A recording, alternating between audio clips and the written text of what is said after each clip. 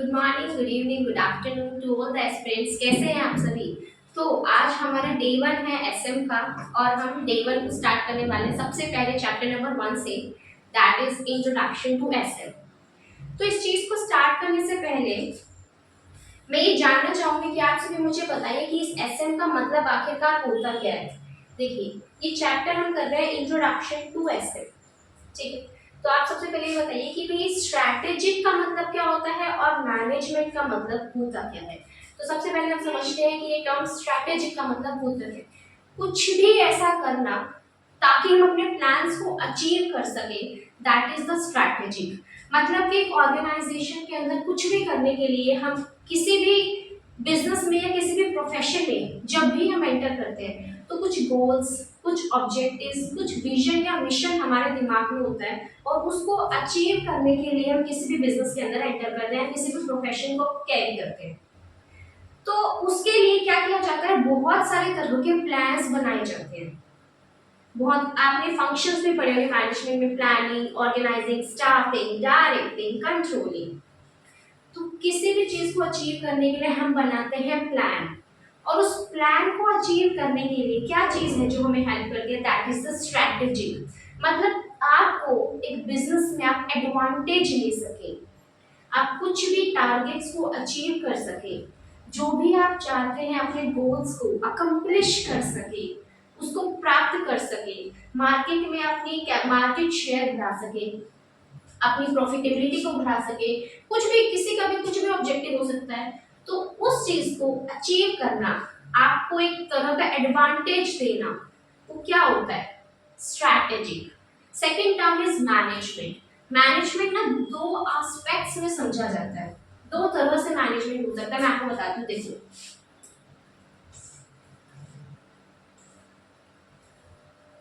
ये, so this is management. सबसे पहले क्या होता है कि जब भी हम एक ऑर्गेनाइजेशन में जाते हैं तो हम देखते हैं कि बहुत सारे तरह के ग्रुप ऑफ पीपल होते हैं जो कि स्टेट ऑफ अफेयर्स को संभालते हैं एक ऑर्गेनाइजेशन की। लाइक ऑर्गेनाइजेशन के अंदर हम तीन लेवल देखते हैं, एक होता है कॉर्पोरेट लेवल, एक होता है मिडिल लेवल और एक होता है लोअर लेवल, जिसको हम फंक्शनल लेवल भी बोल देते हैं। और मिडिल लेवल को हम डिविजनल लेवल के नाम से भी जानते हैं और कॉर्पोरेट लेवल को हम टॉप लेवल के नाम से भी जानते हैं।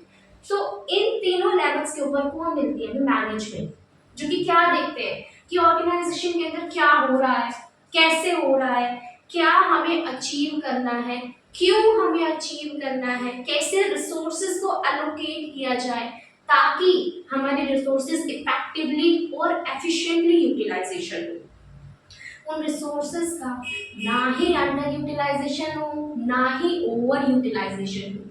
इस सब चीजों को देखने वाले ग्रुप ऑफ पीपल होते हैं ऑर्गेनाइजेशन के अंदर, और वो कौन होते हैं, that is known as management. उस पूरे ग्रुप को, उस कलेक्शन ऑफ लोगों को, उसकी ग्रुप को हम क्या बोल देते हैं कि मैनेजमेंट है हमारी, जो कि एक ऑर्गेनाइजेशन के अंदर काम कर रही है ताकि हम अपने सभी चीजों को अचीव कर सके और इस इंडस्ट्री के अंदर मैक्सिमम मार्केट शेयर हम ले सके, वो मैनेजमेंट होती है। पहला एस्पेक्ट हमने देख लिया है।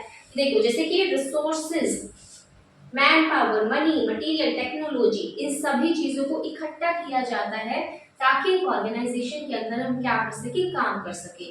इसी तरह से अगर आप दूसरा एस्पेक्ट देखेंगे मैनेजमेंट के अंदर, देखो मैनेजमेंट का दूसरा एस्पेक्ट क्या होता है कि की ऑफ फंक्शंस जो किए जाते हैं उसको बोला जाता है मैनेजमेंट। लाइक फंक्शंस, प्रोसेसेस क्या होते हैं ऑर्गेनाइजेशन के अंदर, planning, organising, staffing, directing and then controlling. ये पांच तरह के फंक्शंस हम पढ़ते हैं किसी भी ऑर्गेनाइजेशन में जाने के लिए ना, इन पांचों चीजों को पूरा करना बहुत मस्ट है। लाइक बेसिक नेसेसिटी हो जाती है कि पहले तो प्लानिंग तो करनी पड़ेगी जो भी हम अचीव करना चाहते हैं, फिर हमें रिसोर्सेज को क्या करना पड़ेगा, ऑर्गेनाइज करना पड़ेगा, उन्हें डायरेक्ट मतलब कहाँ पे किस रिसोर्सेज को कितना लगाना है, that is directing. Then staffing, लोगों को रिक्रूट करना, क्योंकि विदाउट ह्यूमन रिसोर्स किसी भी चीज को अचीव करना इज नॉट पॉसिबल। ठीक है, हमारी मशीन टेक्नोलॉजी आ जाती है लेकिन उसको चलाएगा कौन, उसके अंदर इंटेलिजेंसी को कौन यूज करेगा, that is none other than but the human being only. तो ह्यूमन रिसोर्सेज को लाना इज ऑल्सो इम्पोर्टेंट। फिर सभी चीजों को कंट्रोल करना इज नॉन एज कंट्रोलिंग।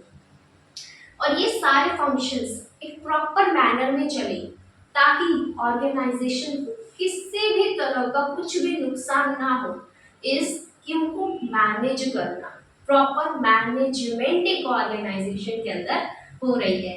तो बस यही इन्होंने कहा है कि ये क्या होते हैं, सेट होते हैं इंटर रिलेटेड फंक्शंस का, प्रोसेसेस का, जो कि मैनेजमेंट के द्वारा होता है। ये मैनेजमेंट कौन सी, आप मुझे बताइए कि ये जो मैनेजमेंट मैंने बताई, ये मैनेजमेंट कौन सी है?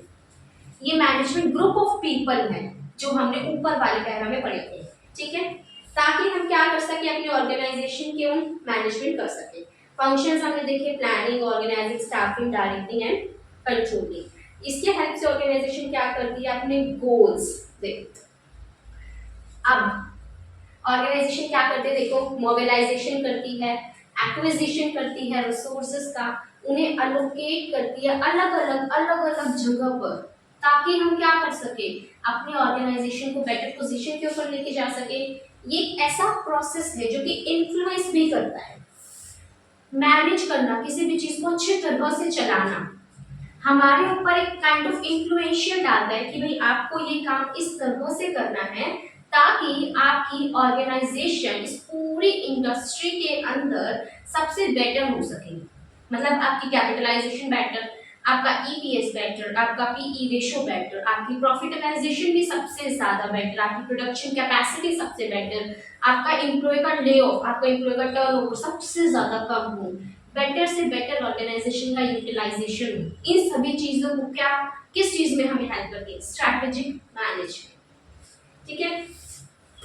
उसके बाद देखो, इसके अंदर हमने क्या कहा कि मैनेजर्स जो होते हैं वो गोल्स देखते हैं, वैल्यूज, स्ट्रैटेजीज कोप अप करने के लिए इस इन्वायरमेंट को, क्योंकि हमें पता है कि इन्वायरमेंट क्या होता है, बहुत ही ज्यादा चेंजिंग टर्ब्यूलेंट इन्वायरमेंट होता है। आपको एक क्वेश्चन आ सकता है कि जो मैनेजमेंट का ये प्रोसेस बनाते हैं, जो हम स्ट्रैटेजीज बनाते हैं, वो हमारी रिजिड होती है या फ्लेक्सिबल होती है? आप बताइए मुझे कि जो हम ये स्ट्रैटेजिक मैनेजमेंट के अंदर हम जो स्ट्रैटेजीज बनाते हैं वो हमारे रिजिड होती है या फ्लेक्सिबल होती है? ये आपको मुझे बताना है।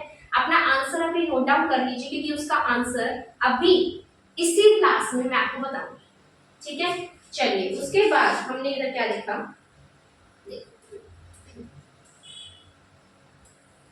नेक्स्ट चीज आ गई है हमारी स्ट्रैटेजी क्या होती है, वही जो आंसर अभी आप सभी को बताना ही है। तो सबसे पहले हम ये जान लेते हैं कि आखिरकार ये स्ट्रैटेजी होता क्या है। स्ट्रैटेजी, अभी जो भी हम कुछ करते हैं, जो भी एक्शंस हमारे द्वारा किए जाते हैं, कुछ भी हमारे ऑब्जेक्टिव्स को अचीव करने के लिए, वो होता है स्ट्रैटेजी। मैंने एक ऑर्गेनाइजेशन के अंदर लोगों को रिक्रूट किया, वो भी मेरी स्ट्रैटेजी का ही पार्ट था, क्योंकि उससे मैं अपने गोल्स को अचीव कर सकती हूँ। शायद मेरा गोल था कि मेरे को ना, मेरा अभी मेरी कंपनी का मार्केट शेयर 25% है, अगले 5 साल में मुझे ये शेयर चाहिए 42% मिनिमम, इतना तो चाहिए ही चाहिए। तो ये हो गया मेरा गोल। अभी क्या आपको सारी टर्म्स क्लियर होंगी, बट धीरे धीरे, क्योंकि जब हम वो पढ़ेंगे स्ट्रैटेजिक इंटेंट, उसके अंदर आएगा कि आपका मिशन क्या होता है, विजन क्या होता है, गोल्स क्या होते हैं, ऑब्जेक्टिव्स क्या होते हैं, बिजनेस मॉडल क्या होता है, बिजनेस डेफिनेशन क्या होती है, वैल्यूज क्या होती है, वैल्यू सिस्टम क्या होता है, ये सभी चीजें आएंगी। अभी आप समझिए कि ये मेरा हो गया 5 सालों के बाद मुझे 42% अपना मार्केट शेयर चाहिए, ये हो गया मेरा गोल। अब मैं उसके लिए छोटे छोटे ऑब्जेक्टिव्स सेट करूंगी हर साल।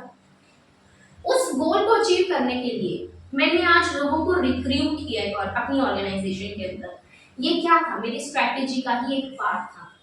तो जो भी कुछ किया जाता है ना आपके गोल्स को अचीव करने के लिए, वो स्ट्रैटेजी होती है। स्ट्रैटेजी एक तरह की ब्लूप्रिंट होती है, लॉन्ग रेंज ब्लूप्रिंट आपकी ऑर्गेनाइजेशन का। मतलब लंबे समय तक का हम चिट्ठा लिख देते हैं कि हमें ये करना है, ये करना है, ऐसे करना है, इस तरह से करना है, ताकि हम उस ऑब्जेक्टिव्स को अचीव कर सके, हम अपने उन गोल्स को अचीव कर सके।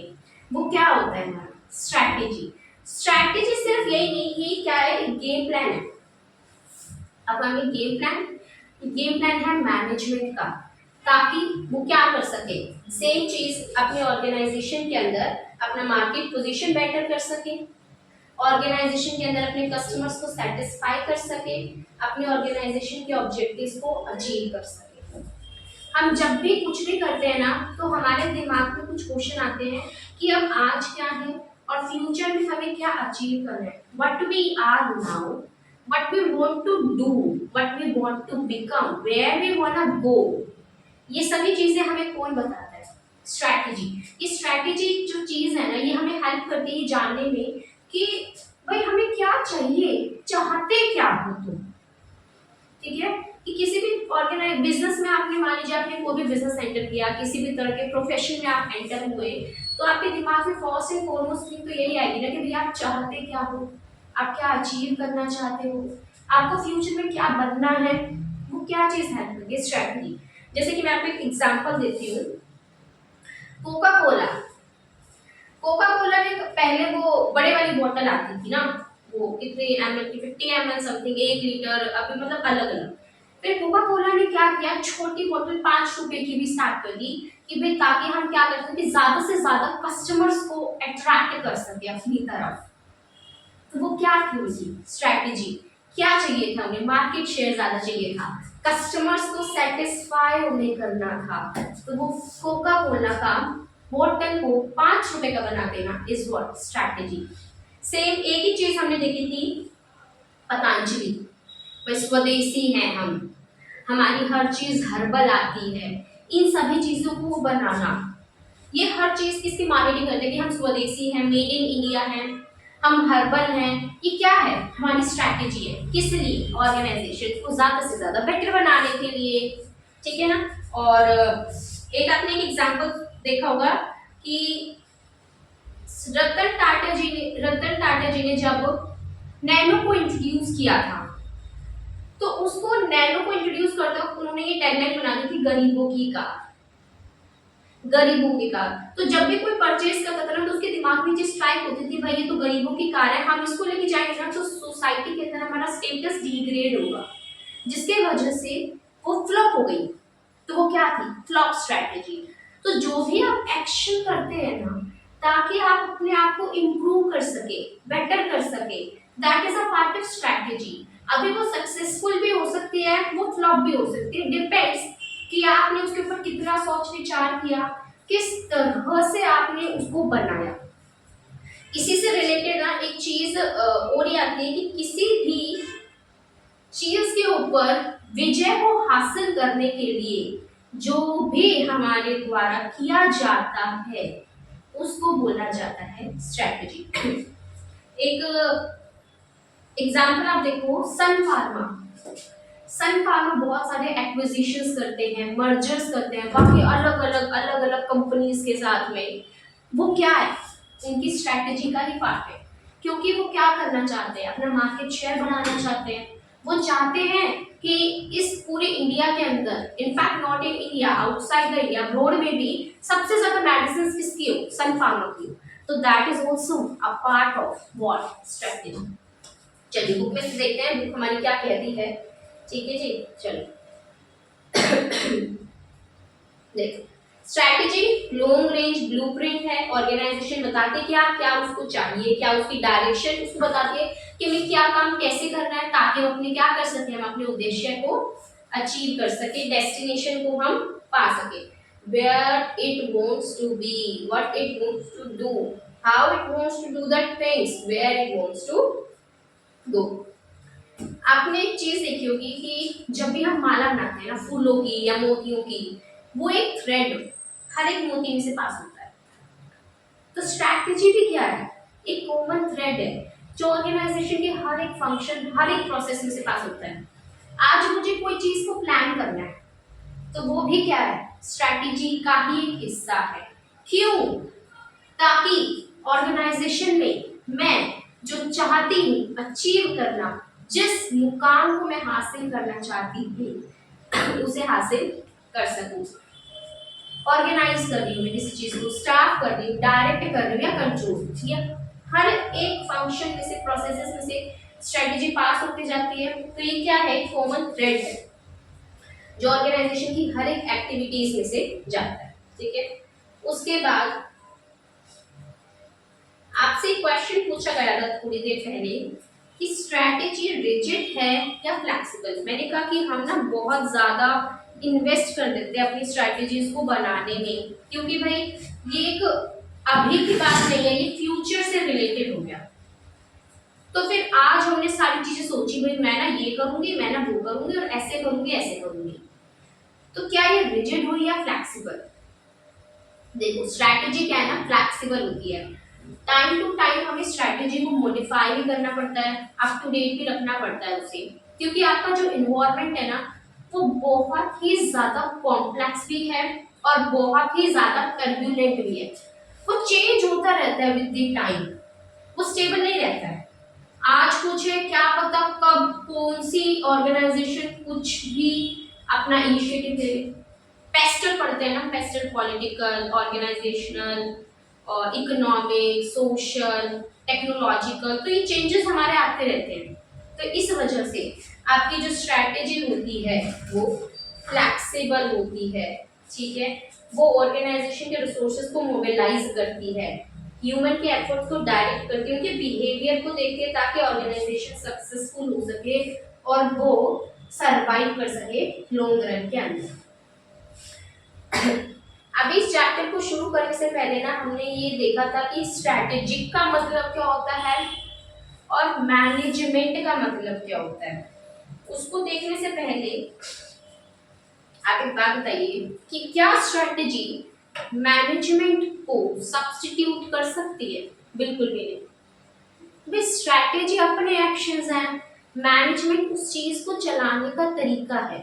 हमने कुछ भी सोचा, कुछ भी काम किया, क्या बिना ह्यूमन रिसोर्सेज के उसको किया जा सकता है? क्या बिना किसी और रिसोर्सेज के उसे किया जा सकता है? नहीं। तो स्ट्रैटेजी जो है ना वो सब्स्टिट्यूट नहीं। मैनेजमेंट अपनी जगह ऑर्गेनाइजेशन के अंदर एक क्रूशियल रोल प्ले करती है और स्ट्रैटेजी अपनी जगह क्रूशियल रोल प्ले करती है। तो दोनों का होना और एक साथ में चलना बहुत ही ज्यादा जरूरी होता है। उसके साथ साथ स्ट्रैटेजी हर एक लेवल के ऊपर बनाई जाती है, चाहे कॉर्पोरेट लेवल हो, चाहे डिविजनल लेवल हो, चाहे फंक्शनल लेवल हो। अभी कॉर्पोरेट लेवल वाले स्ट्रैटेजीज क्या बनाएंगे, थोड़ा सोचो। कॉर्पोरेट लेवल जैसे कि CEO, CFO, board of directors या सीनियर स्टाफ हो गया कॉर्पोरेट लेवल। अभी वो किस तरह की स्ट्रैटेजीज बनाएगा, थोड़ा सोचो और वो बताओ। 1 मिनट दे रही हूँ, जल्दी से सोचो और ये चीज बताओ कि कॉर्पोरेट लेवल किस तरह की स्ट्रैटेजीज को बनाएगा। कॉर्पोरेट लेवल बनाएगा ऑर्गेनाइजेशन एज अ होल की, है ना, कि पूरी ऑर्गेनाइजेशन के लिए हम जो भी काम करेंगे वो कॉर्पोरेट लेवल की स्ट्रैटेजी होगी। अभी बिजनेस लेवल या डिविजनल लेवल की अगर मैं बात करती हूँ तो वो अपने अपने डिपार्टमेंट की बात करेंगे, है ना। तो वो कि भाई उनका पर्टिकुलर डिपार्टमेंट किस तरह से सरवाइव कर सकेगा, किस तरह से वो अपनी प्रॉफिटेबिलिटी को बढ़ा सकेगा as compare to the other departments. तो वो हो गया हमारा डिविजनल लेवल। और फंक्शन लेवल अपने पर्टिकुलर फंक्शन से रिलेटेड स्ट्रैटेजीज बनाएंगे। तो स्ट्रैटेजी हर एक लेवल के ऊपर बनाई जाती है। जैसे कि एग्जांपल अगर मैं आपको दूं, टाटा ग्रुप का ही ले लेते हैं, काफी बड़ी ऑर्गेनाइजेशन, अच्छे से मिल जाएगा। तो अगर हमारे रतन टाटा जी की बात की जाए, अब अगर वो स्ट्रैटेजी बनाते हैं तो वो कौन सी स्ट्रैटेजी बनाएंगे? वो कॉर्पोरेट लेवल की स्ट्रैटेजी बनाएंगे डेफिनेटली। उसके बाद अगर हम उसके वेरियस डिपार्टमेंट्स देख लेते हैं, जैसे कि उसके अंदर हमने देखा टाटा सोल्ट हो गया, टीसीएस हो गया, टाटा स्टील हो गया, टाटा मोटर्स हो गया, टाटा पावर हो गया और ताज होटल भी, है ना। तो कितने सारे हमारे डिपार्टमेंट्स हो गए टाटा के। अब उस हर एक डिपार्टमेंट का हेड जो स्ट्रैटेजी बनाएगा वो अपने अपने डिवीजन के लिए बनाएगा। और हर एक डिवीजन के अंदर क्या होगा, फंक्शन होगा। हर एक डिवीजन के अंदर एक फंक्शन होगा।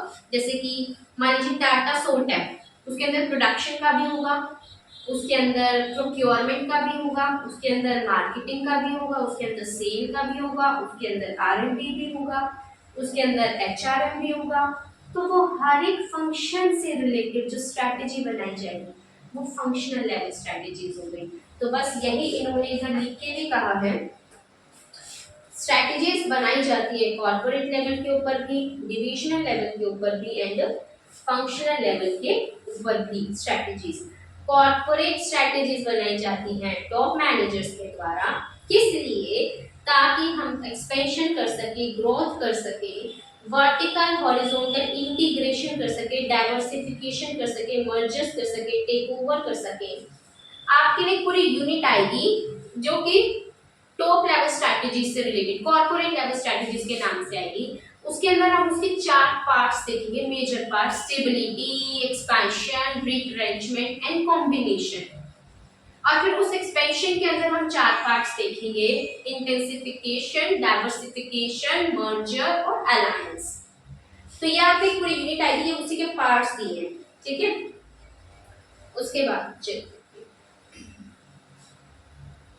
नेक्स्ट कॉन्सेप्ट हमारा आ जाता है इधर कि स्ट्रेटेजी हमारी पार्टली प्रोएक्टिव होती है एंड पार्टली रिएक्टिव। अभी ये टर्म देखकर आपके दिमाग में क्या आएगा कि भाई ये प्रोएक्टिव का मतलब क्या होता है और ये रिएक्टिव का मतलब होता क्या है। मैं आपको एक एग्जांपल देती हूँ और उसके थ्रू हम ये समझेंगे कि प्रोएक्टिव का मतलब क्या होता है, रिएक्टिव। पहले तो ये बताइए कि आपको स्ट्रैटेजी क्लियर होगी ना सभी को, है ना। चलिए, तो स्ट्रैटेजी, मान लीजिए कि रतन टाटा जी ने देखा, उन्होंने वो सोच रहे थे, वो बैठे थे और सोच रहे थे कि ना इस इंडस्ट्री के अंदर ना कार्स तो बहुत बनाते हैं, लेकिन एक मिडिल क्लास जो पीपल है वो ज्यादा प्राइस वाली कार्स को अफोर्ड नहीं कर पाते। तो उनके लिए हम कुछ ऐसी कार बनाएं जो कि लोअर प्राइस के ऊपर उन्हें मिल जाए। उन्होंने सोचा कि भाई कोई ना और बना भी नहीं रहा, तो हम इस चीज का फायदा उठा सकते हैं, हम फर्स्ट इनिशिएटिव ले सकते हैं, हम फर्स्ट मूवर एडवांटेज ले सकते हैं कि हम इस कार को पहले बना दें। तो ये क्या था हमारी, कि उन्होंने इस इंडस्ट्री के अंदर आकर एक पहला इनिशिएटिव लिया, बहुत सोचा सोचा सोचा, बहुत सोचा और फिर सोच कर कुछ इनिशिएटिव लिया। उसको हम क्या बोलते हैं कि स्ट्रैटेजी हमारी प्रोएक्टिव थी, प्लान्ड स्ट्रैटेजी थी कि इस इंडस्ट्री में कुछ भी इंट्रोड्यूस करना, प्रोडक्ट को या सर्विसेज को या कुछ भी इनिशिएटिव लेना, वो हम पहले ही थे, हमने बहुत प्लानिंग की, हमने सोचा समझा और फिर कुछ भी हमने किया। वो क्या था हमारी प्लान स्ट्रैटेजी, प्रोएक्टिव स्ट्रैटेजी थी। जैसे कि रतन टाटा जी ने नैनो को इंट्रोड्यूस जब मार्केट में किया, तो वो हमारा क्या था, वो हमारी स्ट्रैटेजी प्रोएक्टिव एक्शन था, मतलब सबसे पहला एक्शन वो हमने ले लिया, that is none other than but proactive. अभी नेक्स्ट चीज आती है, that is reactive strategy. Reactive का मतलब आप क्या जानते हैं, मतलब कि हमने नाम से आपको पता चला रिएक्शन किया, कुछ हमने किसी चीज के ऊपर, सिचुएशन के ऊपर कुछ रिएक्ट किया। अभी आपने ये सुना होगा कि नैनो में ना आग लग गई थी, है ना, और उसके बाद जैसे ये टैगलाइन बन गई गरीबों की कार, गरीबों की कार, तो लोगों ने उसे खरीदना बंद कर दिया। तो फिर रतन टाटा ने सोचा भाई हमने तो जो सोचा था ना वो तो उल्टा ही जा रहा है, हमने प्लान स्ट्रैटेजी, प्रोएक्टिव स्ट्रैटेजी हम लिया, लेकिन वो तो हमारी फ्लॉप हो गई, क्योंकि जो हमने किया उसके वजह से फायदा होने की बजाय हमें तो नुकसान हो रहा है। तो फिर उन्होंने क्या किया, वो लाए नैनो ऑसम। अब इसके एडवर्टीजमेंट भी बहुत देखी होंगी, वो अलग अलग कलर्स की कार आते हैं, लोग भागे भागे आते हैं, है ना। तो नैनो ऑसम को लाया गया और वो क्या था कि हमने हमारी किसी सिचुएशन के ऊपर रिएक्ट किया, दैट इज रिएक्टिव स्ट्रैटेजी, ठीक है। तो इसीलिए स्ट्रैटेजी दो तरह की हो सकती है, प्रोएक्टिव भी हो सकती है, रिएक्टिव भी हो सकती है, कि जब कोई भी चीज हम सोच समझकर मार्केट की कंडीशंस को देखकर पहले ही कुछ एडवांटेज लेने के लिए कुछ कर देते हैं, वो प्रोएक्टिव होती है। जैसे जैसे हम सिचुएशंस को पढ़ते हैं कि भाई ये हो रहा है, ये हो रहा है, हमें तो कुछ चेंजेस करने पड़ेंगे, फिर कुछ इंट्रोड्यूस करते हैं चीजों को देखकर, वो हमारी होती है रिएक्टिव स्ट्रेटेजी। इसी तरह से आप इलेक्ट्रिक कार्स को देख लीजिए। अभी इलेक्ट्रिक कार्स में इतना ज्यादा चलन हो रहा है, तो उसको देखकर हुंडई ने सोचा कि क्यों ना हम भी इलेक्ट्रिक कार्स को इंट्रोड्यूस करें।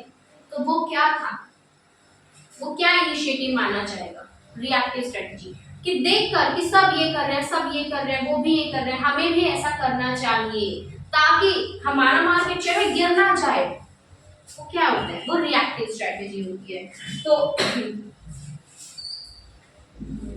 ऐसे ही रतन टाटा जी ने उसको देखकर कि भाई मार्केट के अंदर ना बहुत चेंजेस आ रहे हैं, उन्होंने ईवी को लॉन्च किया।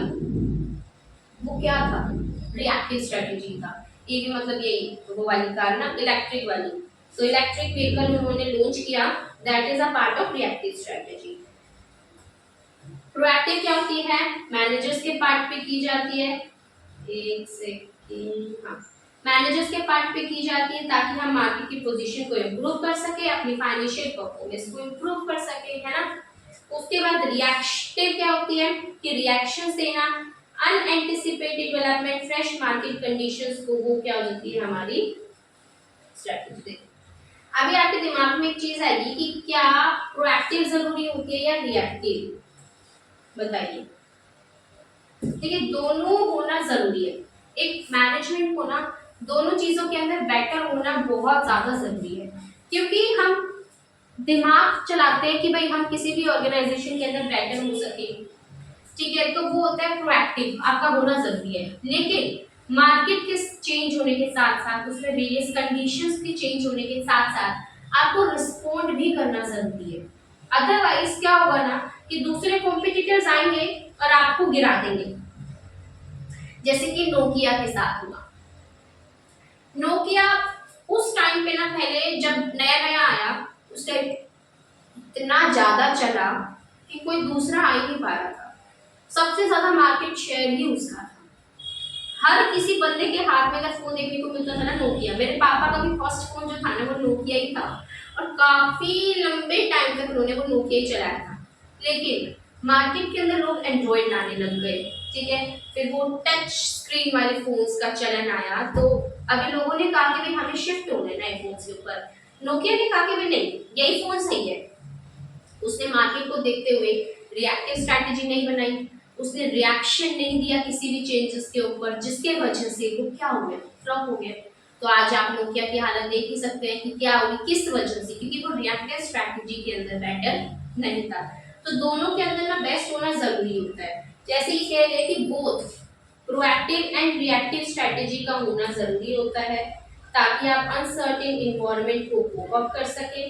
प्रोएक्टिव का मतलब प्लान स्ट्रैटेजी होता है, रिएक्टिव का मतलब अडेप्टिव, चेंजिंग सर्कमस्टेंसेस को अडॉप्ट कर लेना, फिर रिस्पोंड करना इज रिएक्टिव स्ट्रैटेजी। उसके बाद एक चार्ट है छोटा सा कि भाई मार्केट जो होती है अपनी स्ट्रैटेजी को अचीव करने के लिए अपने कुछ रिसोर्सेज एक्सपीरियंसेस को देखती है, company experiences, know how resources, strength, weakness, competitive capabilities होती हैं, ठीक है। तो उन स्ट्रैटेजीज को अवेंट डाउन करने के लिए, मतलब स्ट्रैटेजी के एलिमेंट्स हैं, ये सभी क्या हैं, उसके एलिमेंट्स हैं। उसके बाद आपने देखा कि भाई अपने ऑर्गेनाइजेशन कुछ नया इनिशिएटिव लेती है, प्लस अपने उन एलिमेंट्स को देखती है, अपने प्रायर पीरियड के एलिमेंट्स को देखती रहती है, और साथ ही साथ रिएक्टिव की बात की जाए तो अडॉप्ट करके चेंजिंग सर्कमस्टांसेस को, इन दोनों को मिलाकर और ऑर्गेनाइजेशन के स्ट्रैटेजी के एलिमेंट्स को मिलाकर हमें क्या मिलता है, हमारा लेटेस्ट वर्जन मिलता है कंपनी का, मतलब हमें एक्चुअल स्ट्रैटेजी मिल जाती है। समझ नहीं आया ना, कोई बात नहीं, बताती हूँ, ध्यान से सुनना। ऑर्गेनाइजेशन के अंदर हम बहुत सारे तरह के एलिमेंट्स, आपको भी ध्यान से सुनना है, हम क्या कर रहे हैं, फोकस, आपको भी साथ में, हाँ जी, आप भी जो आप सामने बैठे हैं देख रहे हैं, आप खा भी रहे हैं, मुझे दिख रहा है इनसे, मैं देख सकती हूँ, आई कैन सी यू। चलिए खा लीजिए, कोई बात नहीं, दिक्कत की बात नहीं है, मैं कुछ कह भी नहीं सकती, बट फोकस होना चाहिए, क्योंकि अगर फोकस हिला तो नहीं आएगा समझ, ठीक है। नजर हटी दुर्घटना घटी, तो दुर्घटना घटने से पहले फोकस कर लीजिए, खाते भी रहिए और फोकस भी करते रहिए। एग्जाम्पल्स जो दिए जा रहे हैं उनको नोट कर लीजिए ताकि बाद में आपको मदद मिल सके। ओके जी। हम्म। तो कंपनी के एक्सपीरियंसेस, उसके नो हाउ, उसकी स्ट्रेंथ, वीकनेस, उसकी कंपटीशन के अंदर आगे जाने की क्या कैपेबिलिटीज है। आप एक टर्म पढ़ेंगे, दो पढ़ेंगे सॉरी आगे जाके टर्म, एक होता है कॉम्पिटिटिव एडवांटेज और एक होते हैं कोर कॉम्पिटेंसेस। ये दो टर्म्स आपको पढ़ने को मिलेंगी। इन दो टर्म्स की हेल्प से मैं आपको बताऊंगी कि ऑर्गेनाइजेशन इस कंपटीशन में कैसे अपने आप को बेटर बनाने की है। ठीक है, वो हम आगे देखेंगे। अभी सारा दिन ना दिमाग में बोझ बोझ हो जाएगी, कुछ समझ नहीं आ पाएगा। ठीक है, अभी जितना बता रही हूँ कंज्यूम करते रहो। ठीक है, फिर उसके बाद ये हो गया रिसोर्सेज। फिर हमने क्या किया, कुछ नया इनिशिएटिव लिया। ठीक है, अपने एलिमेंट्स के साथ में अपने प्रायर पीरियड के ऊपर फोकस करते हुए वो क्या हो गया हमारा प्लान स्ट्रेटेजी, प्रोएक्टिव स्ट्रेटेजी। उसके बाद में हमने चेंजिंग सर्कमस्टांसेस को अडॉप्ट किया कि भाई हमने एलिमेंट्स को कंबाइन किया, नया इनिशिएटिव लिया। उसके साथ साथ एनवायरनमेंट में बहुत से चेंजेस हो रहे थे, उनको भी हमने अडॉप्ट किया। ये भी चेंज हो गया, ये भी चेंज हो गया, ये भी, उसको भी हमने देखते हुए कुछ कुछ नया बनाते रहे। That is adaptive changing circumstances को। इन सभी से मिलकर हमारी एक नई स्ट्रेटेजी आ जाती है, एक्चुअल वर्जन। वो क्या होती है, हमारी एक्चुअल स्ट्रेटेजी बन जाती है। आगे चलते हैं।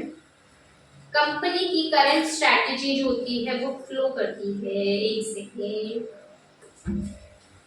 कंपनी की करंट स्ट्रेटेजी जो होती है ना, करंट स्ट्रेटेजी जो अभी की स्ट्रेटेजी है वो प्रीवियसली इनिशिएटेड एक्शन से भी फ्लो करती है। और कंपनी का बिजनेस अप्रोच होते हैं वो वर्क करते हैं ना मेरिट कंटिन्यूएशन के लिए। मतलब क्या कहते हैं ना कि कंपनी की जो करंट स्ट्रेटेजी जो बनाती है उसका मैक्सिमम जो पोर्शन ऑफ रिसोर्सेज होता है वो कहाँ जाता है, प्लान स्ट्रेटेजी में। क्योंकि सबसे पहले हमने कुछ नया इनिशिएटिव जब लिया तो हम क्या सोचेंगे कि क्यों ना हम अपने रिसोर्सेज को सबसे पहले कहाँ लगाएं, अपनी प्लान स्ट्रेटेजी। देखो कहीं लिखा होगा कि प्रोएक्टिव, कंपनी के पार्टनर्स डेलिब्रेट एंड प्रोएक्टिव। तो कंपनी के स्टार्टिंग के सारे रिसोर्सेज कहाँ लगते हैं, प्लान स्ट्रेटेजी में लग जाते हैं। तो जब भी कंपनी की कंडीशंस चेंज होती है, देखो मार्केट एंड कॉम्पिटिटिव कंडीशंस जब एक टर्न ले लेती है, अनएक्सपेक्टेड, जो हमने सोचा ना था वो टर्न ले लिया, उसको क्या बोला जाता है, उसके लिए जो स्ट्रेटेजी आती है दैट इज द रिएक्शन। हमने दिया रिक्वायर्ड था क्योंकि वो रिएक्शन, उसको बोल दिया जाता है रिएक्टिव स्ट्रेटेजी। देखो किसी भी स्ट्रेटेजी को बनाना, उसके लिए आपका प्रोएक्टिव होना भी जरूरी है एंड रिएक्टिव होना भी जरूरी है जब भी किसी स्ट्रेटेजी को क्राफ्ट किया जाता है। जैसे कि हमने उस टेबल के अंदर देखा था, आपको याद है वो टेबल याद है कि रिसोर्सेज होंगे, फिर पहला इनिशिएटिव लिया जाएगा that is the plan strategy, फिर हमने अडॉप्ट करने हैं जो भी चेंजेस हो रहे हैं और इससे मिलकर हमारी एक नई स्ट्रेटेजी बन जाएगी that is the actual strategy. तो वही कह रहे हैं कि एक्चुअल स्ट्रेटेजी के अंदर ना दोनों चीजें मिलकर आती हैं कि जब भी कोई स्ट्रेटेजी को बनाया जाता है तो उसके अंदर प्रोएक्टिव भी होती है और उसके अंदर रिएक्टिव भी होती है। ठीक है जी। नाउ ये कॉन्सेप्ट जो अभी हम पढ़ेंगे ना बहुत ही बेसिक सा कॉन्सेप्ट है। थोड़ा सा फोकस जब आप करेंगे तो आपको हर चीज परफेक्ट तरीके से क्लियर हो जाएगी, आई एम श्योर। ये आपको बताएंगे कि भाई इसकी इम्पोर्टेंस क्या है और इसकी लिमिटेशंस क्या है, किसकी, एसएनटी। अब इसकी इम्पोर्टेंस को जानने के लिए, इसकी लिमिटेशंस को जानने के लिए पहले आप मुझे ये बताइए कि जब मैंने आपको मतलब बताया था स्ट्रैटेजिक मैनेजमेंट का कि भी स्ट्रैटेजी का मतलब ये होता है, मैनेजमेंट का मतलब ये होता है, दोनों को मिलाकर बन जाता है स्ट्रैटेजिक मैनेजमेंट, है ना। तो हमने कहा कि भाई हम ना अपनी स्ट्रैटेजी को फ्लेक्सिबल होती है क्योंकि हमारा इन्वायरमेंट चेंज होता रहता है, होता रहता है, होता रहता है। क्योंकि इन्वायरमेंट हाईली कॉम्प्लेक्स होता है, टर्बुलेंट होता है, चेंजिंग होता है।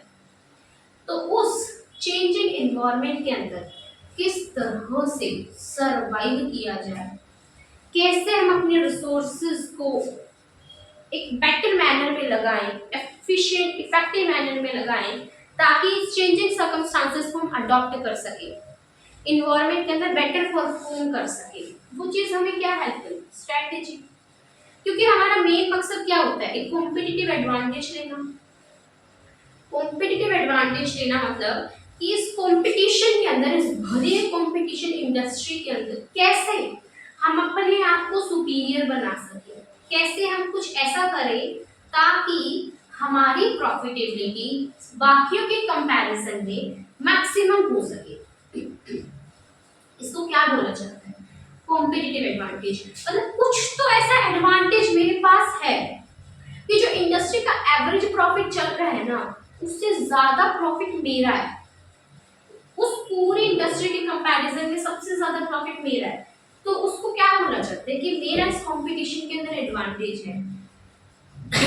जैसे कि हम पढ़ते हैं कि टूथपेस्ट है ना, टूथपेस्ट हम करते हैं तो टूथपेस्ट मतलब कोलगेट। जब भी जैसे कि मेरे घर में भी बहन को जब लाना है ना कोलगेट, वो टूथपेस्ट देखा हुई होगी दिक्कत, तो हम कहते हैं जब कोलगेट लिया। लेकिन कोलगेट है क्या एक्चुअली? वो एक ब्रांड है। टूथपेस्ट की तो बहुत ब्रांड है, डाबर, कोलगेट, पतंजलि और कौन सी भाई, पेप्सोडेंट और है तो बताना मुझे, ठीक है? तो इसी तरह से बहुत सारी, लेकिन टूथपेस्ट यानी कोलगेट, तो ये क्या बनाया उन्होंने? एक एडवांटेज कि बस वही टूथपेस्ट यानी कोलगेट वो इक्वल हो गया। तो इसको बोला जाता है कि उन्होंने एक एडवांटेज क्रिएट किया हुआ है, that is the competitive advantage. तो अगर आप बेटर मैनर में भी चीजों को प्लान करते हैं ना, तो आपको वो एडवांटेज मिल जाता है जो कि बाकियों को नहीं मिल पाता, लेकिन सिर्फ आप ही को मिलता है। उसको बोला जाता है कॉम्पिटिटिव एडवांटेज। लेकिन हमने कहा कि एनवायरनमेंट तो चेंज होता रहता है भाई, इसमें टेक्नोलॉजी चेंज हो रही है डेली, कभी कुछ आ रहा है कभी कुछ आ रहा है। सिर्फ टेक्नोलॉजी क्यों, कभी कोई ऑर्गेनाइजेशन, कोई भी बिजनेस है, वो कुछ चेंजेस ले आता है जिसकी वजह से वो अपना बेटर एडवांटेज ले जाता है हमारे वजह से, हमारे कंपैरिजन में। तो हम क्या करें? तो उन चीजों को भी चेंज करना जरूरी होता है। उस चेंजिंग सर्कमस्टांसेस को किस तरह से अडॉप्ट करें ताकि हमारा सक्सेस भी हो, सर्वाइवल भी हो। वो हमें इस क्या चीज की हेल्प से वो होता है? एसएम की हेल्प से होता है, बिल्कुल। तो देखो इंपॉर्टेंस ऑफ एसएम की इधर बात हो रही है। तो सबसे पहले जैसे कहा गया था, कॉम्पिटिटिव एडवांटेज को क्रिएट करना ताकि हम कुछ यूनिक दे सके, अपने कस्टमर्स को वैल्यू दे सके, अपना आउट परफॉर्म कर सके हमारे कॉम्पिटिटर से, सुप्रीमेसी आ सके। आउट परफॉर्म मतलब सुप्रीमेसी, मतलब सबसे ज्यादा बेटर परफॉर्म कर सके हम बाकियों के कंपैरिजन में। दूसरी चीज आती है कि कंपनी को हम गाइड कर सके। गाइड करना सक्सेसफुली जितने भी चेंजेस होते हैं एनवायरनमेंट के अंदर, कि कंपनी को एक डायरेक्शन दिखा देना कि भाई तू ऐसा कर तो तू इस अपने ऑब्जेक्टिव्स को ना कंपनी अचीव कर लेगी। ये हमारे होते हैं एसएम के बेनिफिट्स। नेक्स्ट आते हैं इम्पोर्टेंस। इम्पोर्टेंस को ना मैं इस तरह से नहीं बताऊंगी, पहले मैं आपको बताऊंगी इसके लिमिटेशंस। ओह, हमने इसको हाईलाइट ही नहीं किया है ना, चलिए कोई बात नहीं, हम साथ ही साथ इसको हाईलाइट करेंगे। लेकिन लिमिटेशंस को जानने से पहले मैं आपको एक सिनेरियो दूंगी और उस सिनेरियो की हेल्प से आपकी सारी लिमिटेशंस अपने आप निकल जाएंगी। आप सोचिए कि आप किसी चाय वाले के पास गए, कोई भी ठेले वाले, कुछ भी हो सकता है, आजकल मोमोज लवर बहुत ज्यादा है ना, तो समझ लीजिए मोमोज का ठेला है या चाय वाला है, जो भी आप मानना चाहे आप मान लीजिए, जान लीजिए, ठीक है। तो एक चाय वाले की दुकान पे मैं गई, मैंने कहा भाई तू ना ये कर, तू ना एसएम लेके आ। तो चाय बेच रहा है तो 10 रुपए 5 रुपए की चाय बेच रहा है, तेरे डेली का मान ले, तू ज्यादा से ज्यादा 100 200 500 रुपए कमा लिए, तू ना एसएम लेके आ तो देख डेली का 50,000 कमाएगा। उसने कहा अच्छा बता बता बता बता, जल्दी बता। फिर मैंने उसको एग्जाम्पल दिया, ठीक है। मान लीजिए आप सभी भी गए हैं चाय वाले के पास, समझ लीजिए अपने आप को। और तो मैंने कहा तुमको पता है वो चाय वाला, वो एमबीए चाय वाला कुछ है ना ऐसा, उसको देख, वो भी चाय बेचता था और आज देख कहाँ है। उसने कहा हाँ है तो। वो एमपी चाय वाला जो था ना, वो भी चाय बेचता था मेरी तरह, और आज को देख कहाँ मैं नहीं गई हूँ। मैं कभी पूरा ऐसे में लगा। उसने कहा अच्छा। फिर मैं उसको समझाने लगी, तू ना अपना स्ट्रैटेजी बना, तू ऑब्जेक्टिव्स बना, तू विजन बना, तू मिशन बना, और तू ना एक ऑर्गेनाइजेशन के अंदर देख कि सुपरविजन अच्छे से हो रहा है। तो कह रहा भाई मैं अकेला बंदा, मेरा ठेला छोटा सा, इतना इतना इतना मैं लोगों को लाऊंगा, एक्सपर्ट्स को इन्वॉल्व करूंगा, पैसा कहाँ से लाऊंगा मैं इतना, है ना। इतना पैसा लाऊं कहाँ से मैं ये सब करने के लिए, मैं तो कर नहीं सकता। वो तो एमबीए था, उसको तो पता था भाई सब चीजों का, लेकिन मुझे क्या पता, है ना। तो उसके लिए तो भाई एक्सपर्ट को इन्वॉल्व करना बड़ा ही मुश्किल काम हो गया, है ना। मुश्किल भी हो गया और पैसे भी बहुत लग जाएंगे उसके लिए, तो डिफिकल्ट भी हो गया, और उसके लिए तो कॉस्टली भी बहुत ज्यादा हो गया।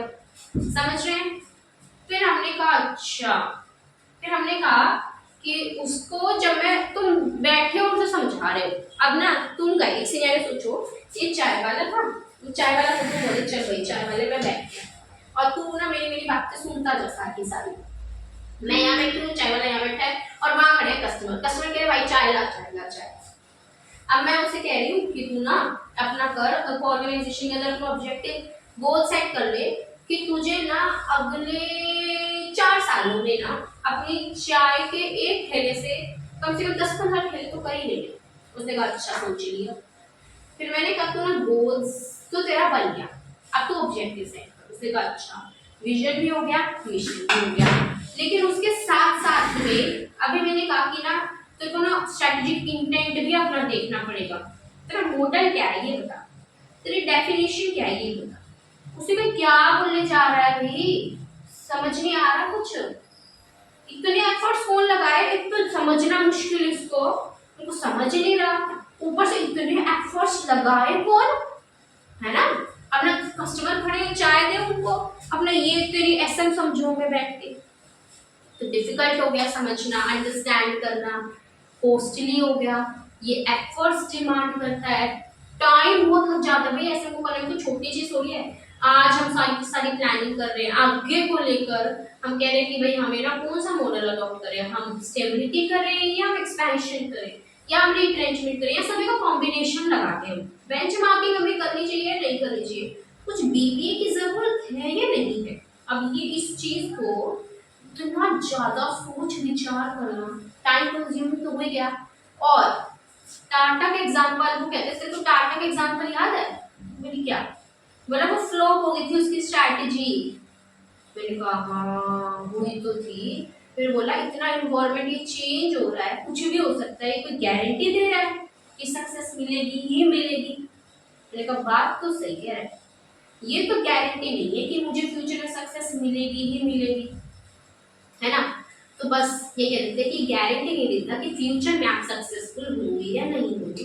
अब मुझे बताइए कि आपको याद हुए कि नहीं हुए ये एग्जाम्पल के थ्रू जो मैंने बताई है लिमिटेशन। और बेस्ट चीज ये बताते हैं कि एग्जाम सारी की सारी लिमिटेशंस खत्म हुई। ठीक है, देखो क्या है जो हमने इधर देखा। सबसे पहले तो एग्जाम्पल लिख लो जो हमने इधर सिनेरियो आपको बताया था चाय वाला। थोड़ा राइटिंग के साथ कॉम्प्रोमाइज कर लेना प्लीज। चलिए, एनवायरमेंट क्या है हमारा, हाईली कॉम्प्लेक्स है एंड टर्ब्यूलेंट है। मतलब टर्ब्यूलेंट का मतलब क्या हो जाता है हमारा, चेंजिंग है।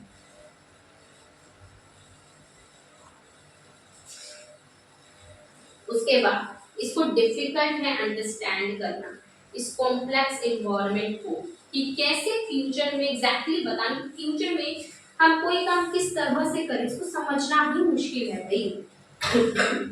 ये पहले। नेक्स्ट, टाइम कंज्यूमिंग है ना। नेक्स्ट,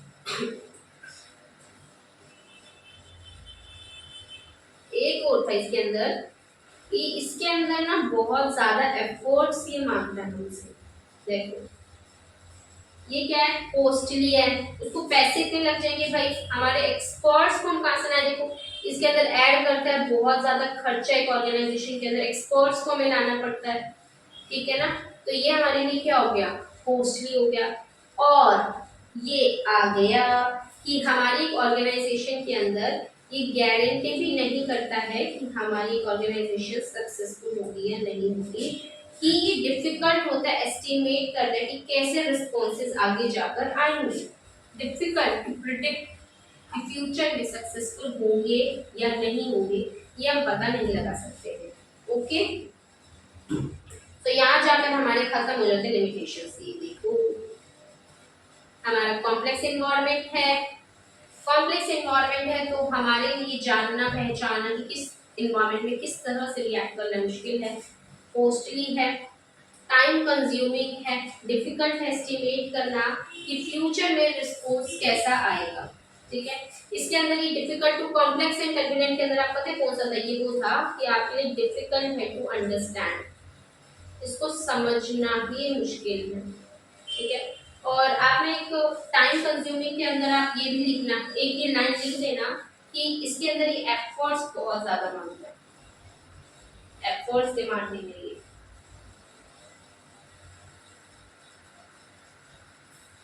ठीक है।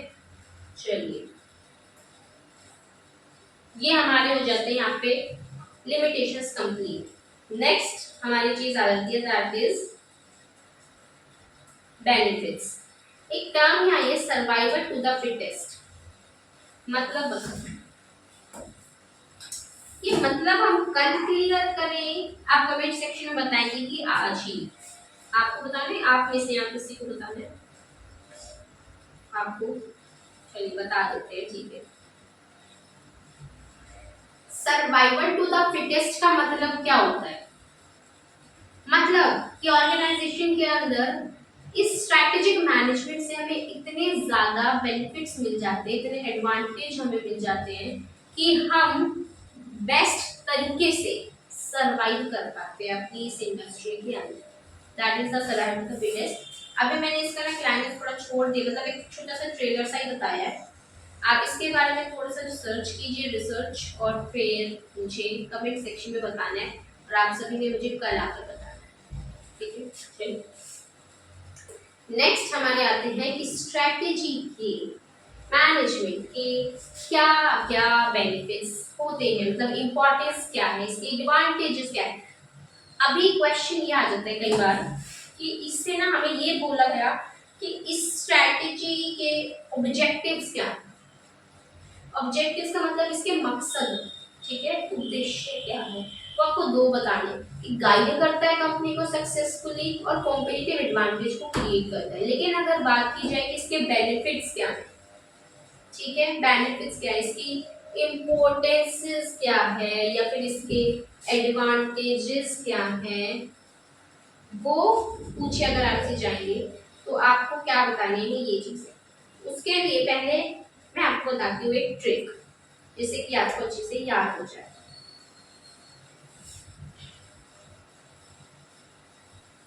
एक सेकंड हो गया,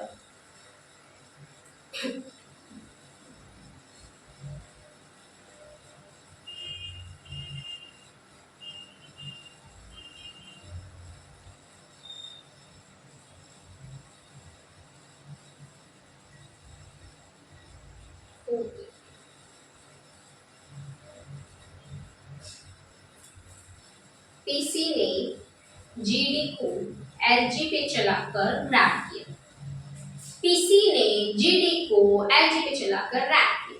पीसी का मतलब क्या है, प्रियंका चोपड़ा ने जीडी मतलब गूगल ड्राइव को एलजी पर चलाकर उसे किया था, ठीक है।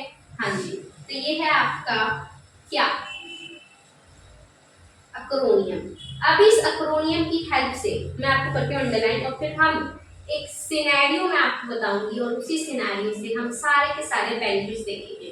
पहले आप मेरे साथ फटाफट से इस ट्रिक को लिख लीजिए, तो ये जो ट्रिक आपको बताई है ना, इस ट्रिक को लिख लो और सारी की सारी चीजों को अंडरलाइन कर लो, ठीक है। अभी मैं आपको बता देती हूँ।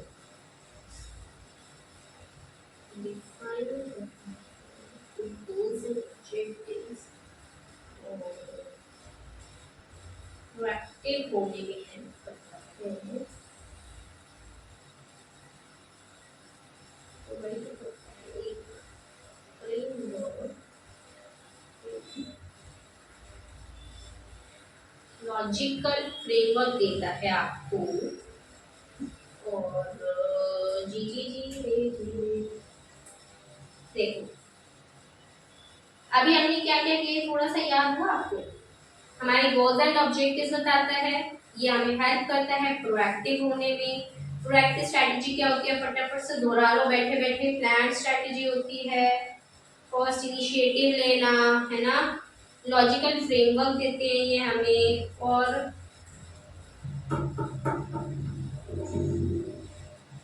लॉजिकल फ्रेमवर्क, ठीक है।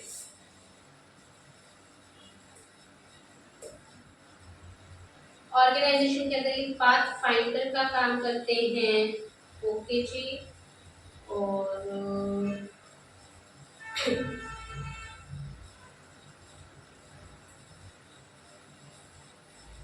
सर्व करते हैं corporate defence mechanism against pitfalls, ताकि अवॉइड कर सके कॉस्टली मिस्टेक्स को, ठीक है। ऑर्गेनाइजेशन के अंदर ये एनहांस कर देता है उसकी लॉन्जिविटी को, और साथ ही साथ सरवाइव करने में हेल्प करता है इसके लॉन्ग रन के अंदर। उसके बाद ये हमें हेल्प करता है कि ऑर्गेनाइजेशन के अंदर अपना कॉम्पिटिटिव एडवांटेज है। और आप ये भी देख सकते हैं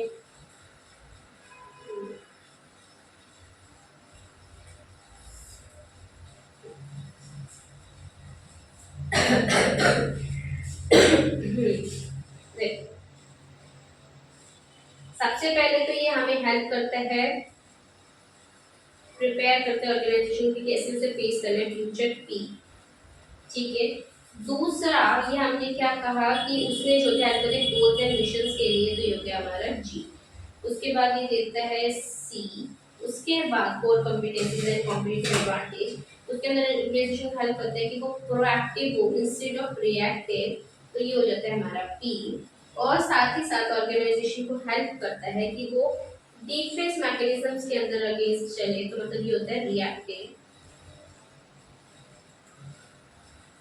उसके बाद उसकी लॉन्जिविटी को बढ़ाता है, ठीक है। और ये फ्रेमवर्क देता है लॉजिकल वाला।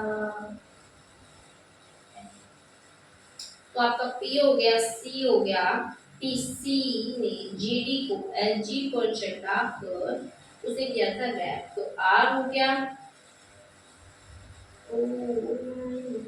देखते देखो, सबसे पहले किस चीज में से हमें हेल्प किया है? ए से पता क्या था, अवॉइड कॉस्टली मिस्टेक्स। इधर उधर नहीं था, ये तो ये था अवॉइड कॉस्टली मिस्टेक, ये ए था, ये मैंने ए किया है। चलिए हम सिनेरियो पढ़ते हैं, सिनेरियो के थ्रू ना आपको हर चीज क्लियर हो जाएगी। तो आपने कोई भी अपना ड्रीम बिजनेस स्टार्ट किया, सभी अपना अपना ड्रीम बिजनेस या अपना जो भी प्रोफेशन आपको कैरी करना है वो अपने दिमाग में सोचिए, और फिर अपने सिनेरियो को अपने दिमाग में बनाइए। आपने ड्रीम बिजनेस स्टार्ट किया, आपने एसएम किया। सबसे पहले आप एक किसी भी बिजनेस में आने के बाद क्या करेंगे? आपके कुछ गोल्स होंगे, कुछ ऑब्जेक्टिव्स आप चाहेंगे बनाना, और आप चाहेंगे कि आप अपने उन गोल्स एंड ऑब्जेक्टिव्स को अचीव कर सके, उन्हें रियलाइज कर सके, है ना। पहला मकसद हमारा यही होगा कि जो भी गोल्स हैं या जो भी हमारे ऑब्जेक्टिव्स हैं उनको हम रियलाइज कर सकें। हाँ जी हाँ जी। अभी एक इंडस्ट्री में हम गए, उस इंडस्ट्री में जाकर मैंने ये जानना था कि मेरा प्रॉफिट सबसे ज्यादा हो, मेरी गुडविल सबसे ज्यादा हो, लॉयल्टी कस्टमर्स की सेटिस्फेक्शन मेरे प्रोडक्ट मेरी कंपनी की तरफ सबसे ज्यादा हो, मतलब कॉम्पिटेंसी क्रिएट करना, एक कॉम्पिटिटिव एडवांटेज को क्रिएट करना, दूसरी चीज हो गई। उसके बाद अब ऐसे किया, हमने कहा कि ऑर्गेनाइजेशन के अंदर हम चाहते हैं कि प्रोएक्टिव हो, मतलब कि इंस्टेड ऑफ रिएक्टिव कि हर बार सिर्फ और सिर्फ चेंजिंग सर्कमस्टांसेस को ही रिस्पोंड क्यों, कुछ हम एक फर्स्ट मूवर एडवांटेज लें ताकि स्टार्टिंग में सबसे ज्यादा प्रॉफिट, सबसे ज्यादा कस्टमर को अपनी तरफ अट्रैक्ट कर ले तो प्रोएक्टिव हो। लेकिन भाई इन्वायरमेंट ना चेंज होता रहता है, ये तो हमें पता है। इन्वायरमेंट क्यों, हर एक रिसोर्स चेंज होता रहता है, तो उसको एक डिफेंस मैकेनिज्म क्रिएट करना, ठीक है, उन पिटफॉल्स के अगेंस्ट एक डिफेंस मैकेनिज्म क्रिएट करना, वो भी हमारे लिए क्या होता है, रिएक्टिव स्ट्रैटेजी हो गई, ताकि हम एक ऑर्गेनाइजेशन के अंदर बेटर कर सकें। और ये रिएक्टिव स्ट्रैटेजी बनाना, प्रोएक्टिव होना, अपने किसी गोल्स ऑब्जेक्टिव्स को बनाना कैसे है, फिर उन्हें रियलाइज कैसे करना है, अपने कॉम्पिटिटिव एडवांटेज को लेना, ये कौन सिखाता है हमें, एसएमई तो सिखाता है। उसके साथ अभी मैंने कहा मुझे ये बनाना है, मुझे ये करना है, ये अचीव करना है मुझे, उसके लिए आपको एक पूरा फ्रेमवर्क तैयार करना पड़ेगा कि भाई ये काम ना इस तरह से किया जाएगा, इतने रिसोर्सेज से किया जाएगा, ये इसको बंदा करेगा, इस तरह से करेगा, इतने टाइम पीरियड पे करेगा, यहाँ पे करेगा, किन किन लोगों को एंगेज करके वो करेगा। सारा एक लॉजिकल फ्रेमवर्क हम तैयार कर लेते हैं। किसकी हेल्प से होता है, ये एसएम की हेल्प से होता है। उसके बाद हमें एसएम की हेल्प से, हमने कहा स्ट्रैटेजी का मतलब होता है कि लॉन्ग रेंज का ब्लूप्रिंट है ये हमारी ऑर्गेनाइजेशन का, तो हम आगे तक के बारे में सोच लेते हैं। तो मतलब क्या करता है ये बताइए, जितनी भी हमारी कॉस्टली मिस्टेक्स होने वाली हैं आगे कभी जाकर, उनको अवॉइड करने में भी तो हेल्प करता है, तो अवॉइड करता है कॉस्टली मिस्टेक्स। बताइए आप कुछ बेनिफिट्स इसके याद हुए या नहीं। तो बस वही है इसके अंदर कि हमें हेल्प करता है डिफाइन करने में, हमारे गोल्स को डिफाइन करने में, हमारे गोल्स को, ऑब्जेक्टिव्स को, हमें प्रोएक्टिव हेल्प करता है instead of reactive all the time, ठीक है। उसके बाद ये हमें हेल्प करता है कि हम एक लॉजिकल फ्रेमवर्क बना सके सारे के सारे डिसीजंस लेने के लिए, जैसे कि कहाँ इन्वेस्टमेंट करना है, स्ट्रक्चर क्या होगा, हमारे बिजनेस के प्रोडक्ट्स कैसे होंगे, ठीक है, क्या मैन्युफैक्चरिंग हम किस तरह से करेंगे, ये पाथ बनाने में हेल्प करता है। हमने कहा था ना ऑर्गेनाइजेशन की अपॉर्चुनिटीज को अचीव करने के लिए, फ्यूचर को फेस करने के लिए एक पाथ हमें बना के दे देता है कि अब इस तरह से ये सब कुछ इस तरह से किया जाएगा, तो पाथ बना के दे दिया। वही हमने कहा कि ये हमें हेल्प करता है एक डिफेंस मैकेनिज्म बनाने में। ये दो पॉइंट आप सेपरेट कर सकते हैं इसे, ठीक है। तो ये एक पॉइंट ये हो गया, एक पॉइंट ये हो गया कि भाई पहला कि कॉर्पोरेट डिफेंस मैकेनिज्म देता है, मतलब ये हो गया हमारा रिएक्टिव, ठीक है। और दूसरा ये हमें हेल्प करता है कॉस्टली मिस्टेक्स को अवॉइड करने में, ये दो पॉइंट हो गए। उसके बाद ऑर्गेनाइजेशन को कोर कॉम्पिटेंसीज को क्रिएट करता है, कॉम्पिटिटिव एडवांटेज ये हमें दे देता है। नेक्स्ट, ऑर्गेनाइजेशन को हेल्प करने के लिए सर्वाइव कर सके लंबे समय तक। सारे इंपॉर्टेंसेस हो गए आपको याद, ठीक है। ये हमारी लिमिटेशंस भी हो गई, हमारी इंपॉर्टेंस भी हो गई। नेक्स्ट आते हैं आपका स्ट्रेटेजिक इंटेंट। इंटेंट के बाद ये चीजें, अभी किसी भी ऑर्गेनाइजेशन के अंदर जब भी हम आते हैं तो दो चीजों पे ध्यान दिया जाता है कि सबसे पहले कि हम क्या करते हैं, दूसरा हम क्यों करते हैं। हम क्या करते हैं ये हमें कौन बताता है, स्ट्रैटेजी।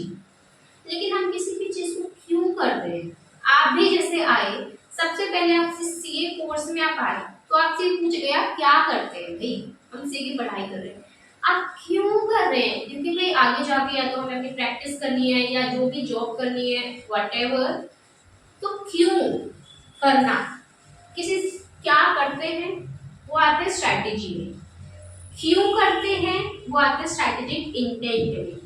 इंटेंट हम करेंगे कल, ठीक है। अभी क्या करना है, 2 मिनट आपको कंज्यूम करना है जो भी बताया गया, फिर मैं उसकी लूंगी क्विक रिवीजन एंड देन आज की क्लास हमारी हो जाएगी ओवर। बट उससे पहले दी जाएगी कुछ इंस्ट्रक्शंस, तो आप फटाफट से कंज्यूम कीजिए, आपको 2 मिनट दी जा रही है अब।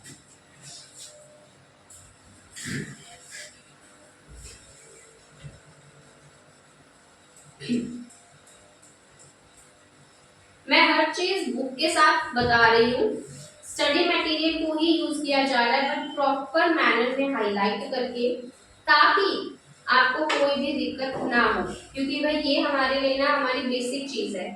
इसको फॉलो करना इज लाइक अ मस्ट, क्योंकि मैंने ये देखा है कि ये हमारे मन में एक डाउट रह जाता है कि हमारा मॉड्यूल नहीं हुआ। इससे क्या होगा कि आपके डाउट्स जो है ना वो सभी क्लियर हो जाएंगे कि आईसीआई का मॉड्यूल हो गया, इससे बाहर कुछ नहीं है।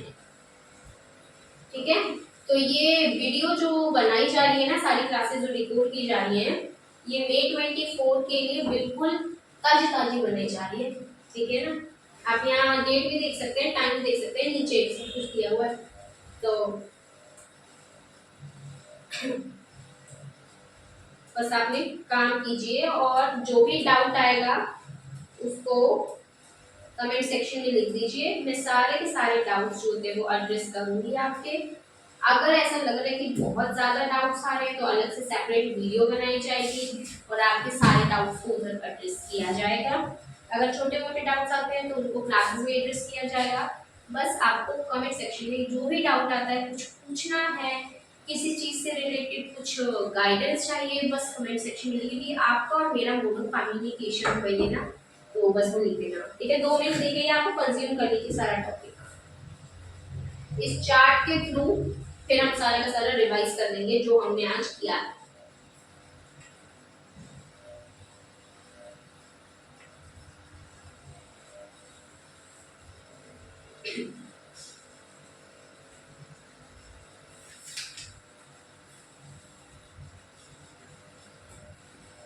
चेंजेस आए हैं, थोड़े से ज्यादा चैप्टर्स कंबाइन कर दिए हैं इस न्यू स्कीम के अंदर, और कुछ टॉपिक्स को पिछले टॉपिक इस चैप्टर में डाल दिए, इस चैप्टर के कुछ टॉपिक्स आगे के चैप्टर्स में डाल दिए। चेंजेस आए हैं नो डाउट, बट हम सारे बिल्कुल नए तरीके से ही कर रहे हैं, तो आपको कोई किसी दिक्कत परेशानी नहीं होगी।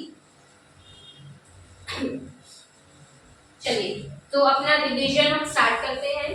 आई होप कि आपने कंज्यूम कर लिया होगा चीज़ों को, अदरवाइज आप वीडियो को रोकिए और सारी चीज़ों को मन में रिवाइज कीजिए। सबसे पहले मीनिंग एंड नेचर क्या होता है स्ट्रैटेजिक मैनेजमेंट का, ये हम पढ़ चुके हैं ऑलरेडी कि मीनिंग क्या होता है, नेचर क्या होता है स्ट्रैटेजिक मैनेजमेंट का। ये अच्छा कलर नहीं लग रहा ना, थोड़ा इंटरेस्टिंग सा कलर देखते हैं। क्या नहीं क्या नहीं क्या नहीं क्या नहीं, ये नहीं, ये नहीं, रेडी ले। चलिए, मीनिंग एंड नेचर हम देख चुके हैं स्ट्रैटेजिक मैनेजमेंट का। तो सबसे पहले स्ट्रैटेजी का मतलब क्या होता है कि ये आपको हेल्प करता है आपके प्लान्स को अचीव करने में, आपको एक एडवांटेज लेने में। मैनेजमेंट को हमने 2 पर्सपेक्टिव से पढ़ा था, है ना, एक लोगों की हेल्प से और एक ऑर्गेनाइजेशन के अंदर एक्टिविटीज को मैनेज करना। दूसरी चीज हमने पढ़ी थी स्ट्रैटेजी क्या होती है, ये लॉन्ग रेंज का ब्लूप्रिंट है ऑर्गेनाइजेशन का। ये हमें बताता है कि हमें कहाँ जाना है, किस तरह से जाना है। ये कॉमन थ्रेड है जो सभी एक्टिविटीज से पास होता है। उसके साथ साथ में आप जो भी एक्शंस करते हैं कुछ भी अचीव करने के लिए, वो हमारी स्ट्रैटेजी होती है। इसके अंदर हमने बहुत सारे एग्जांपल्स देखे, हमने पढ़ा था कोका कोला का, हमने देखा था इधर पतंजलि का भी देखा था, हमने नैनो का एग्जांपल देखा था, और क्या लिया था हमने सन फार्मा का एग्जांपल लिया था। ठीक है ना, उसके बाद हमने देखा कि भी स्ट्रैटेजी सभी लेवल्स के ऊपर बनाई जाती है, चाहे टॉप लेवल हो, चाहे हमारा डिवीजन मिडिल लेवल हो, चाहे हमारा लोअर लेवल हो, सभी के ऊपर ये फ्लैक्सिबल होती है। और स्ट्रैटेजी कोई सब्स्टिट्यूट नहीं है मैनेजमेंट का। ठीक है, उसके बाद हमने देखा कि स्ट्रैटेजिक मैनेजमेंट के हमें मिलते हैं कुछ इम्पोर्टेंस भी, कुछ लिमिटेशंस भी, और एक पार्ट वो था इसके होती है हमारे कुछ ऑब्जेक्टिव्स भी। ठीक है, हमारे कुछ ऑब्जेक्टिव्स भी होते हैं किसके, हमारी एसएल के, लेकिन उसके लिए इसके हमारे कुछ होते हैं क्या ऑब्जेक्टिव्स। ऑब्जेक्टिव्स के अंदर हमारे 2 ही ऑब्जेक्टिव्स हमने पढ़े थे, पहला कॉम्पिटिटिव एडवांटेज क्रिएट करना, दूसरा आपको गाइड करता है सभी चेंजेस के अंदर। नेक्स्ट हमने देखी थी इसकी इम्पोर्टेंस, हमने इसके अंदर सिनेरियो भी देखा था। कौन सा सिनेरियो देखा था, तो आपका ड्रीम बिजनेस पहला। दूसरा हमने एक चीज ये भी देखी थी कि भाई पीसी ने जीडी को एलजी पर चलाकर है। तो आप किसी भी तरीके से इसको याद कर सकते हैं, याद करना पड़ेगा। नेक्स्ट चीज हमने पढ़ी लिमिटेशंस। लिमिटेशंस हमने पढ़ी चाय वाले की हेल्प से। ठीक है, हमने 4 सिनेरियोस बनाए कि भाई हमारे लिए कॉस्टली भी है, टाइम कंज्यूमिंग भी है, इसको डिफिकल्ट है अंडरस्टैंड करना, एफर्ट्स बहुत ज़्यादा लग जाते हैं, डिफिकल्ट होता है एस्टिमेट करना कि कैसे फ्यूचर में हमें सब कॉम्पिटिटिव एडवांटेज मिलेगा। तो this was all about today's class. Instructions बस इतनी सी ही है कि जो आज कराया गया है वो सारा आपको रिवाइज करना है, ज़रूर से ज़रूर, किसी भी हालत में वो रिवाइज ज़रूर होना चाहिए। सेकेंड बात ये है कि चाहे आप 10 मिनट कीजिए, 15 मिनट कीजिए, वो रिवाइज कर लीजिए प्लीज। देखो मैंने हर एक कॉन्सेप्ट आपको पहले बताया, लास्ट में हमने उसको रिवाइज भी कर लिया। उसके बाद अब मैं जब नेक्स्ट क्लास बनाऊंगी डे 2 की, उसमें भी मैं पहले आपको बताऊंगी कि मैंने डे 1 पे क्या कराया था, उसको एक क्रक्स दूंगी। अब देखो 3 रिवीजन तो 3 बार तो मैंने करा दिया, ठीक है। अब एक बार आप घर जाके कर लेंगे खुद से, तो फिर देखो 4 बार तो यही की यही हो गया ना, तो आपको याद क्यों नहीं होगा? याद आपको गारंटी हो जाएगा, ठीक है। बस क्लास में करना रिपीट, जोर जोर से बोलना है जैसे जैसे मैं रिपीट कराऊंगी, और हर चीज को प्रॉपरली सुनना है। आप खाते खाते सुनिए, नाचते सुनिए, बट मेरा मेन ऑब्जेक्टिव यही है कि जो भी कॉन्सेप्ट कराया जाए ना वो सुनना जरूर है, उसमें किसी भी तरह की कुछ भी कोताही नहीं होनी चाहिए। प्लीज फोकस कीजिए। कई बार आपको यूं भी हो सकता है कि भी कुछ टर्म्स इंग्लिश के यूज कर दी और उसको हिंदी में एक्सप्लेनेशन नहीं दी, हो सकता है माइट भी एक्सप्लेनेशन ना दी हो। तो आप मुझे बता दीजिए कमेंट सेक्शन में। मैं टर्म्स इसलिए यूज करती हूँ क्योंकि ये टर्म्स आपको पेपर में लिखनी है, और जितनी बार आप उन टर्म्स को सुनेंगे ना आपको वो दिमाग में बैठ जाएंगी, और जब आपको दिमाग में बैठ जाएंगे तो वही चीज लिखेंगे जो आईसीएस चाहता है, तो नंबर क्यों नहीं है ना। तो बस लाइक कर दो ताकि काइंड ऑफ मोटिवेशन मुझे मिल जाएगी, आपको समझ आ रहा है, आपको अच्छा लग रहा है, और अपना कुछ भी आप बताना चाहते हैं, कुछ भी इम्प्रूवमेंट चाहते हैं, या फिर आप कुछ भी डाउट है कमेंट सेक्शन में प्लीज लिख दीजिएगा। बस आज के लिए इतना ही। Thank you so much, bye, कल मिलेंगे, ठीक है।